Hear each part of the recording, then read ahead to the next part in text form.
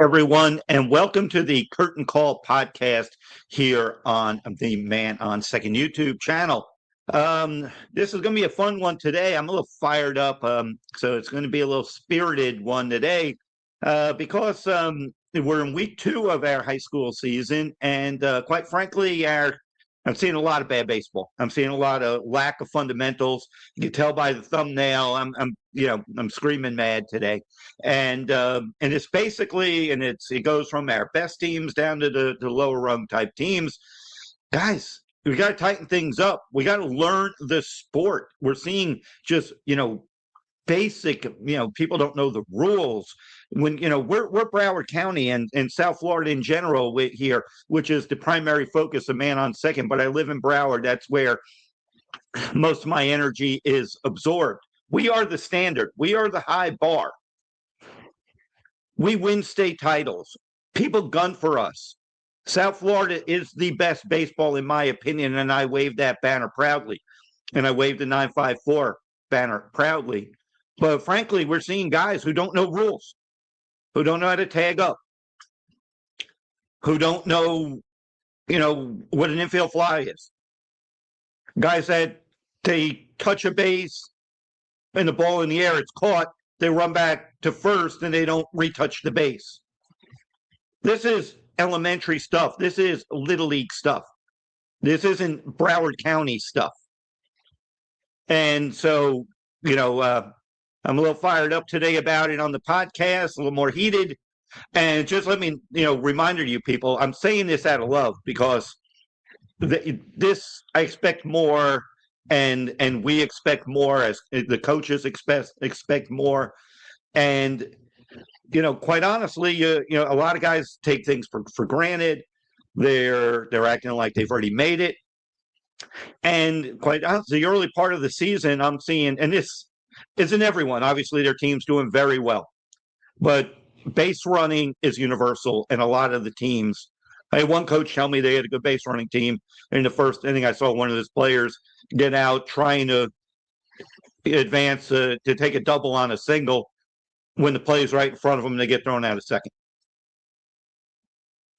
And this is happening at all levels.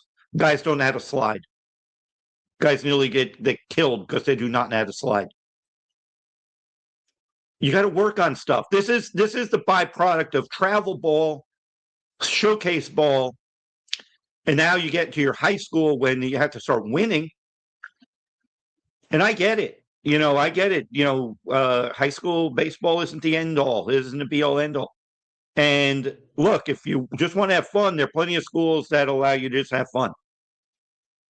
But if you want to go to college, and if you already have a college, offer or signed, you better learn how to win and do the little things because they've already accepted you based on your ability, and there's no lack of that.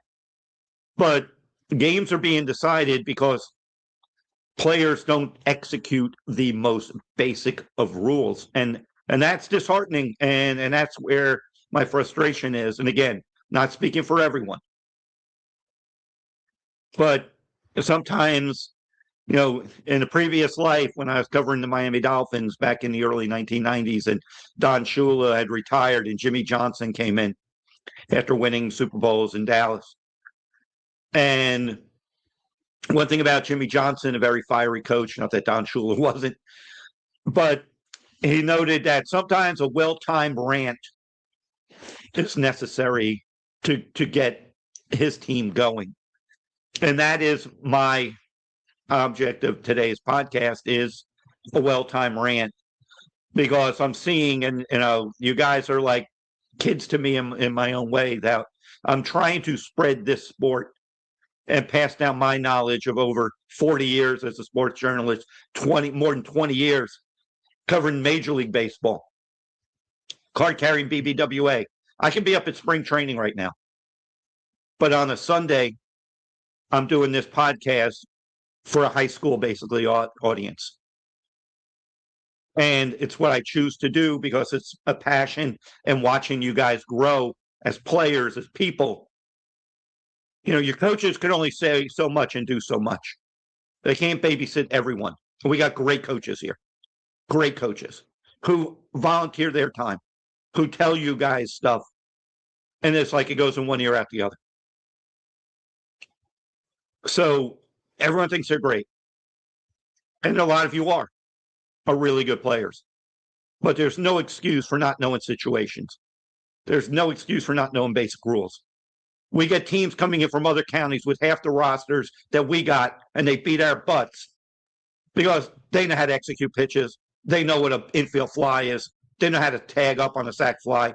They don't run themselves out of innings. They don't run themselves into stupid inning double plays. They get timely hits. Their pitchers will keep our better hitters off guard with off speed, this and that. We got pitchers who throw mid-90s and they get 0-2 counts and they hang sliders to hitters who welcome that and they smoke it for doubles or RBI hits. We get teams that scratch back when they struggle to score runs, and they finally put some runs on the board for their pitchers. And the first pitch of the next inning is a hit batter, followed by a walk. Guys I tell you guys this a lot. Games are 7 innings. There's 21 outs. And I've been fortunate enough to see some in preseason, some of the coaches down here who preach in their practice 21 outs. They do drills to count to 21. Games aren't 15 outs, 17 outs. And it's frustrating. It's really frustrating. And hope this point gets across. And again, it's coming from love because I believe in you guys. I wouldn't be so passionate if I didn't believe in you guys and want to see all you guys get at least some sort of college education or something that baseball come out of it. If you're good enough to get drafted, great. If you go on to play pro ball, great. If you go on and baseball leads you to a business contact that gets you in the real world with a real job and a real career, great.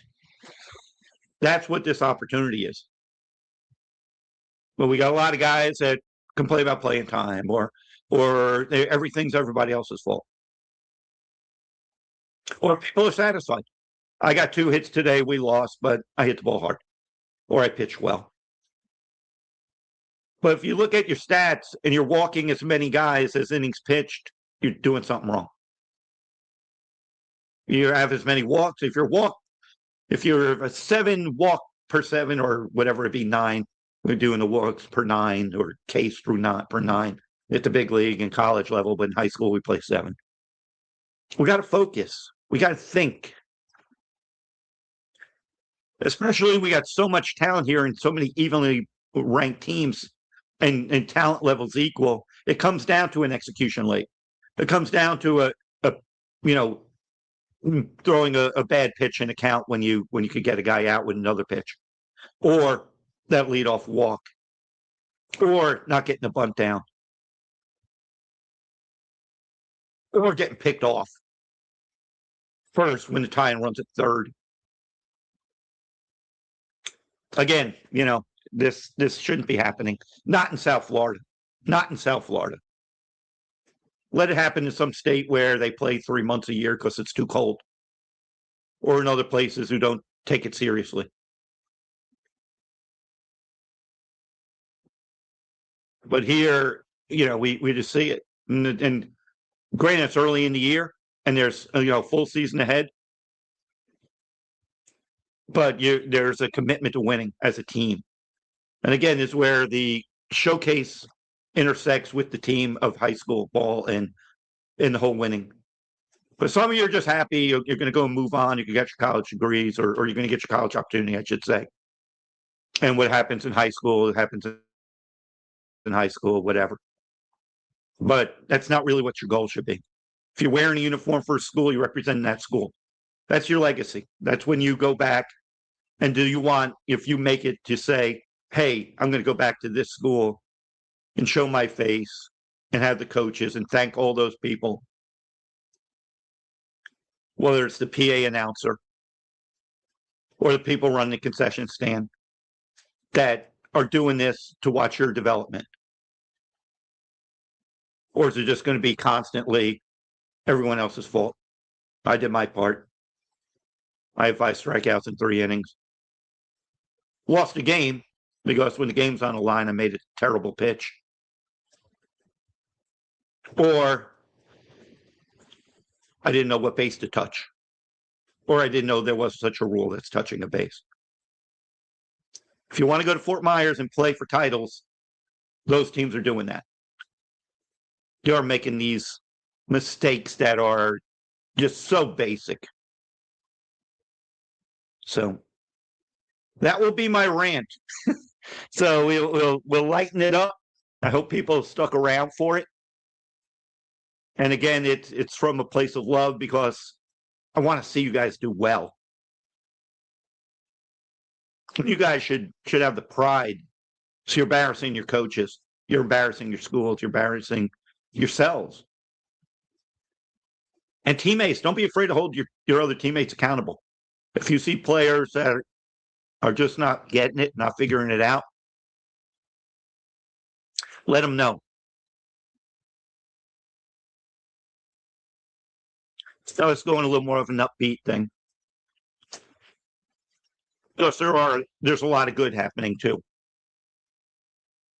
And I was just thinking of a topic. This was going to be my lead topic until I saw teams just messing on themselves, stepping in it.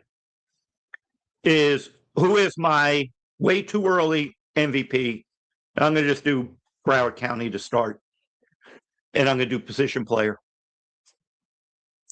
To me, the MVP, most valuable player, doesn't mean he's the best player, although he's certainly one of them. The MVP in Broward County, in my opinion, Ethan Lindor, center fielder, West Broward. And it may not be close. Actually, it is close. Cade Rowley at Stoneman Douglas is dominating, doing great job, great at bats, great year for Cade. And I'm going to do a hat tip to AJ Vargas and Chaminade Madonna. Common thread for all 3 of these guys, they're the leadoff hitters. And they're the table sitters, and they are always on base. And I'm going to single out Ethan because I'm really looking to find out what he doesn't do well in a baseball field. Because right now he's doing everything well in the baseball field. He could hit, he could throw, he's 5-tool, even though his prototype in college or if he goes to pro, he's not going to be a big power hitter. Yet he could run the ball out of the park. As he did homering against Columbus off a really good D1 arm on a fastball and taking him up deep to center field. He could drop a bunt. Worked hard in the offseason because I saw him in the batting cages. I saw him, he was working with his cousin, Jordan Rich, who consequently similar type players, obviously very similar players. And a year ago about this time, I was declaring Jordan Rich the best player in Broward County, position player. And what happened to Jordan? Drafted by the Toronto Blue Jays. He's in their system. He's up in Bradenton in professional spring training. But what I'm loving about Ethan Lindor's game is he knows what he's doing out there. If the situation calls for hitting the ball to the other side, he's hitting the ball the other way. 2 strike hit guys on third. 2 strike hits to right field. Not trying to do too much. When I first saw Ethan play when he was, I believe, a sophomore, may have been a freshman at some point, but I don't know if I saw him as a freshman. He did that then. He's doing the same thing now, but better because he's physically bigger, stronger, fast, plays hard, great base runner. Knows what to do, knows what the situation calls for. And what else I love about Ethan?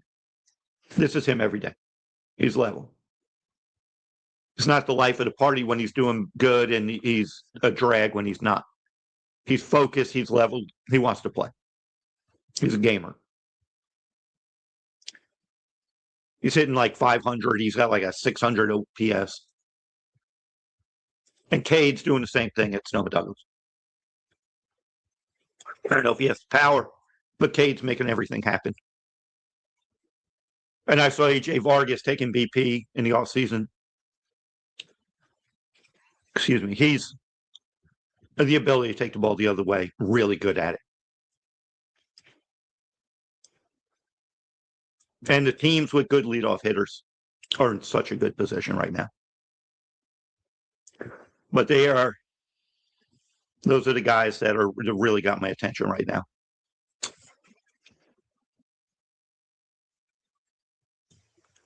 Teams that are doing well.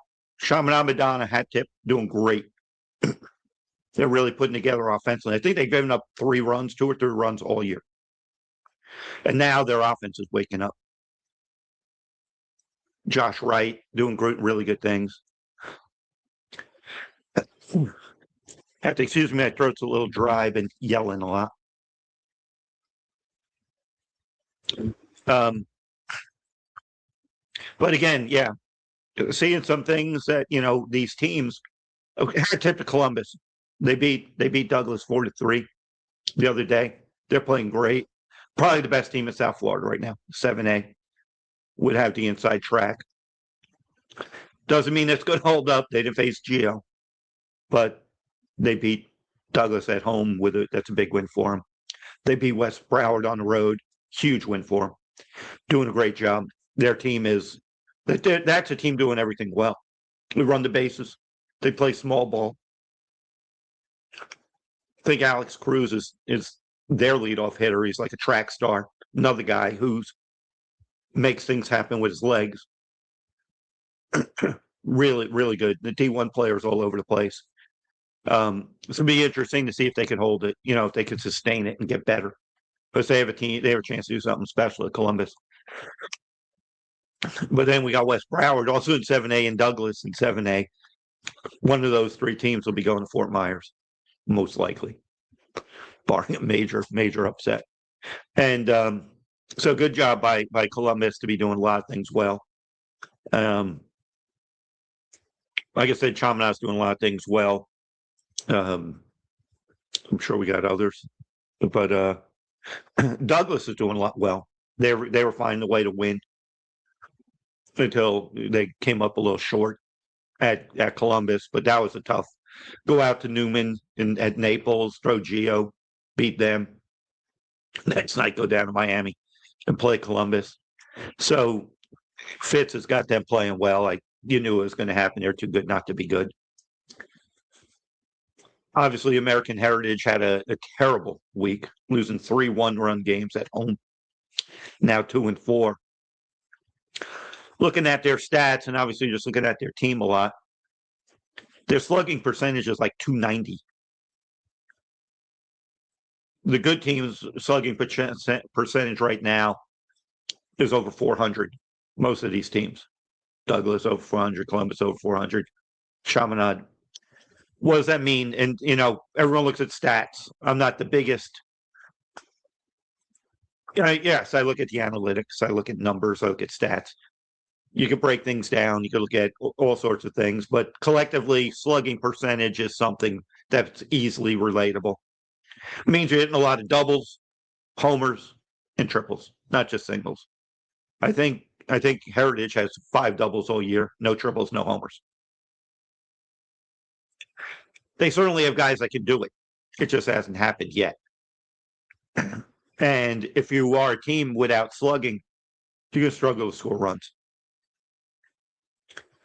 So how do you do that?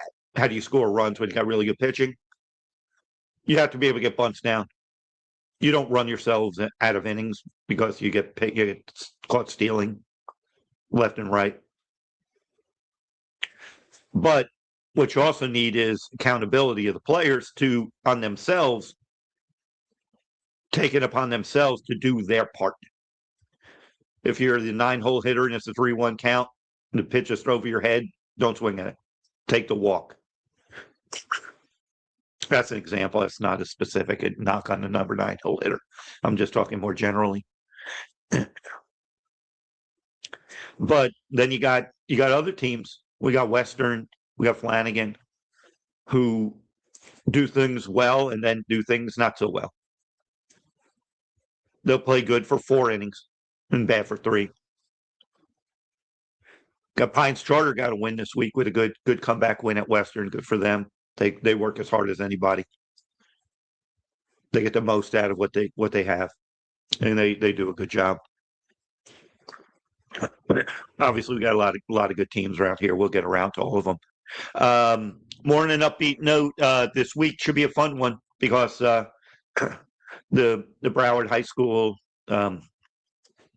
tournament goes on, and that's always exciting. Douglas has won that in the last few years.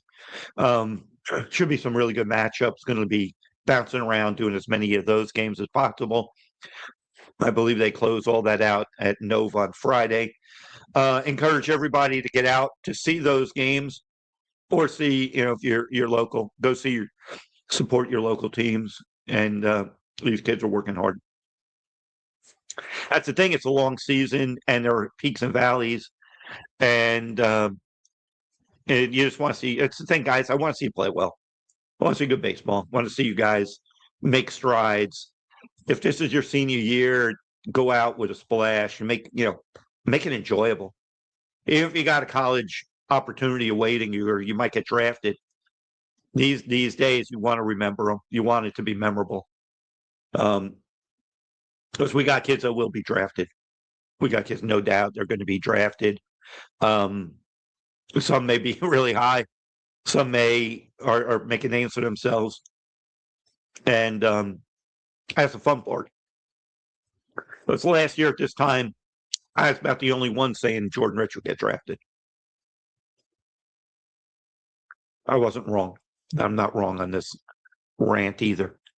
So again, it should be fun. I want to hat tip also some of our guys that are either in college right now or in spring training, because